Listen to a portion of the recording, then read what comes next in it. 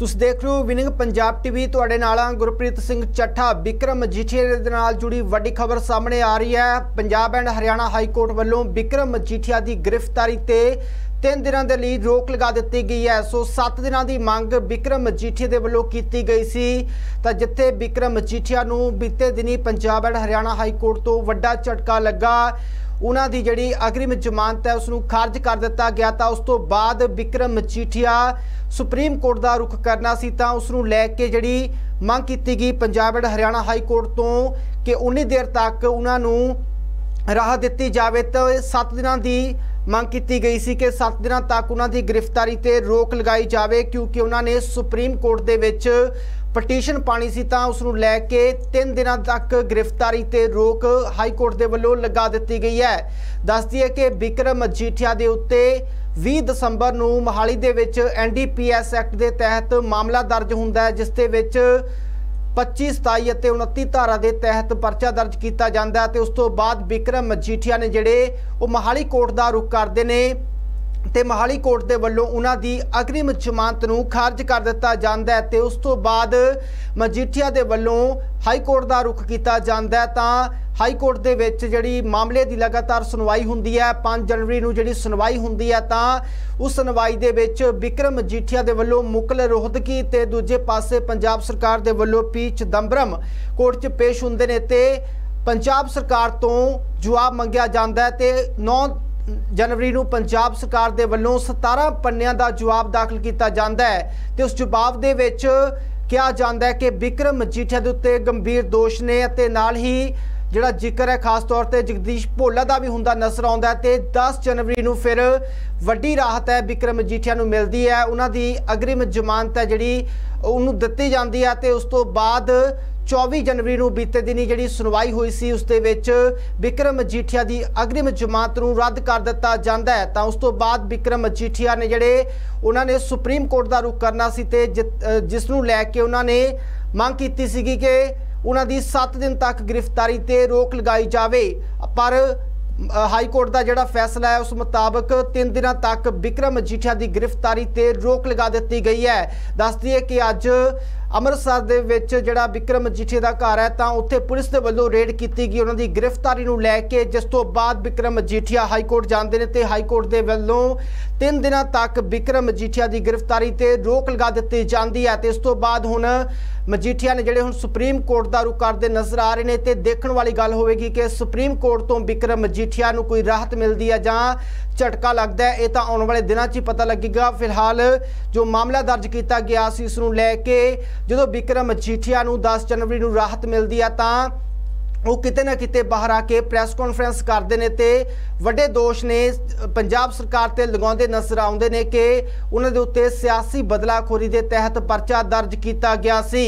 तां उसनूं लैके किते ना किते वड्डे सवाल ने जिहड़े पंजाब सरकार ते चुकते नज़र आउंदे सी। चरणजीत सिंह चन्नी, सुखिंदर सिंह रंधावा जिहड़े गृह मंत्री सन तां उन्हां दे उत्ते वड्डे दोष लगाउंदे नज़र आए। तां उस तो बाद किते ना किते बिक्रम मजीठिया नूं फिर एक बार झटका लगदा विखाई दिता। ते हुण सुप्रीम कोर्ट का रुख है जिहड़ा बिक्रम मजीठिया दे वल्लों कीता जा रहा है। ते उसनूं लैके हाई कोर्ट तो मंग कीती सी कि 7 दिनों तक उन्हां दी गिरफ्तारी ते रोक लगाई जाए, पर हाई कोर्ट दे वल्लों 3 दिनों तक गिरफ्तारी ते रोक लगा दी है। कुछ कुछ राहत कह सकते हैं कि मिलती विखाई दे रही है। फिलहाल सुप्रीम कोर्ट तो उन्होंने कोई राहत मिलेगी या नहीं, ये तो आने वाले दिनों च पता लगेगा।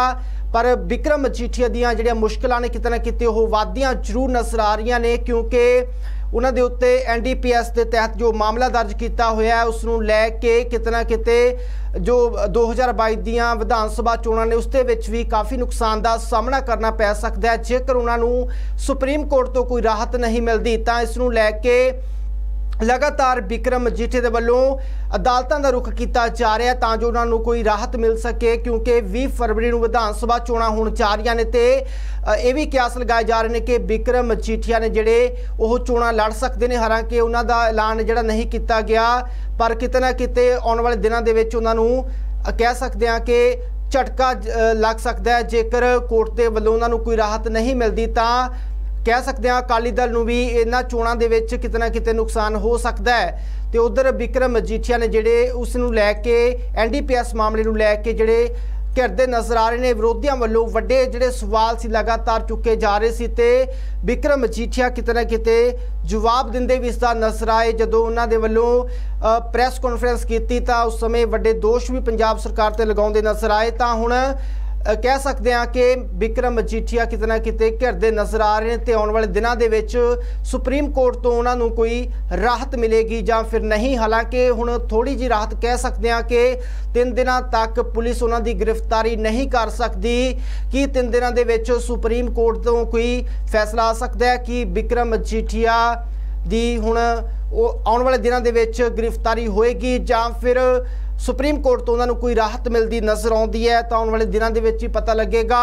पर जो मामला दर्ज होया सी मजीठिया के उत्ते उसनूं लैके पहला पुलिस के उत्ते भी लगातार जिहड़े सवाल उठते हुए नज़र आउंदे सी कि पुलिस ने उन्होंने गिरफ्तार क्यों नहीं किया, क्योंकि 20 दिसंबर नूं ये मामला दर्ज हुंदा है। तां उस तो बाद पुलिस भी सवालों के घेरे दे विच रही है कि बिक्रम मजीठिया की गिरफ्तारी क्यों नहीं हुई, क्योंकि जी उन्होंने जमानत मिलती है, राहत मिलती है तो वो मिलती है 10 जनवरी नूं। तां वो जिहड़ा पीरीयड सी उस समय दे विच बिक्रम मजीठिया की गिरफ्तारी नूं लैके पंजाब पुलिस भी सवालों के घेरे च रही है। तो गृह मंत्री सुखजिंदर रंधावा ते मुख्यमंत्री चरणजीत सिंह चन्नी ते भी विरोधियों वालों सवाल उठते सन। पर उस तो बाद 10 जनवरी नूं बिक्रम मजीठिया नूं जिहड़ी राहत मिलती है तां उस तो बाद हुण जिहड़ी अगली सुनवाई सी वो 24 जनवरी नूं होई, जिथे हाई कोर्ट ने बिक्रम मजीठिया नूं वड्डा झटका दिता। तां यह भी किते ना किते टिप्पणी की गई पटिशनर, क्योंकि इस केस के विच पटिशनर बिक्रम मजीठिया सन तां उन्हां दे उत्ते टिप्पणी की गई कि उन्हां दी हिरासत विच ही पुछगिछ की जानी चाहिए है, क्योंकि गंभीर दोष सीगे जो NDPS के एक्ट के तहत 25, 27, 29 धारा के तहत मामला दर्ज किया गया सी।